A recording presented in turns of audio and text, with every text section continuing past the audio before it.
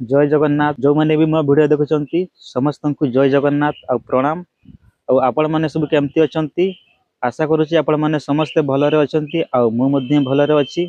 ଆଜି କ'ଣ ହେଇଛି, ଆଜି ଆମ ଗୁରୁଜୀ ମୋତେ ଗାଳି ଦେଇଛନ୍ତି। କ'ଣ ପାଇଁ ଗାଳି ଦେଇଛନ୍ତି କି ଆଜି ଆମର ପ୍ରାର୍ଥନା ଭୋର 4ଟାରେ ହୁଏ, ହେଲେ ଆଜି ମୁଁ ପ୍ରାର୍ଥନା ସଭାକୁ ମୁଁ ଯାଇନଥିଲି। ଆମ ବାବା ସକାଳେ ଆସିକି ଡାକୁଛନ୍ତି, ଡାକିକି ପଚାରୁଛନ୍ତି ଆଜି କ'ଣ ପାଇଁ ପ୍ରାର୍ଥନା ସଭାକୁ ଆସିନୁ। ଆଉ ମୁଁ କହିଲି ବାବା ଶୋଇ ଯାଇଥିଲି ଜାଣିପାରିଲିନି।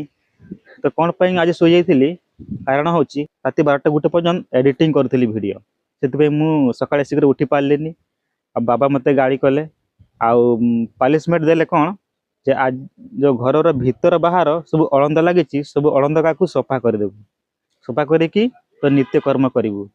ଆଉ ମୁଁ ସଫା କଲି। ଆଉ ଯେହେତୁ ମୁଁ ଆଜି ଡେରିରେ ଉଠିଛି, 5ଟା ବେଳେ ଉଠିଛି, ଆମର ଭୋର 4ଟା ବେଳେ ପ୍ରାର୍ଥନା ହୁଏ, ତେଣୁ ମୁଁ ଠିକ୍ ଟାଇମ୍ରେ ଉଠି ପାରିଲିନି, ସେଥିପାଇଁ ମୋତେ ପନିଶମେଣ୍ଟ ଦେଲେ। ଭିତର ବାହାର ସଫା କରି ସାରିକି ଆମ ଗୋମାତା ଗୋଟେ ଅଛନ୍ତି, ଗୋମାତାକୁ ସେବା କଲି। ଗୋମାତା ସେବା କରି ସାରିକି ଗାଧେଇଲି, ଗାଧେଇକି ଚନ୍ଦନ ତିଲକ ଲଗେଇକି ଗୁରୁଦେବଙ୍କୁ ପୂଜା କଲି। ପୂଜା କରି ସାରିକି ଶାସ୍ତ୍ର ପାଠ କଲି, ମାନେ ଗୀତା ପାଠ କଲି। ଗୁରୁଙ୍କର ବାଣୀ ପାଠ କଲି। ପାଠ କରି ସାରିକି ଜପ କଲି।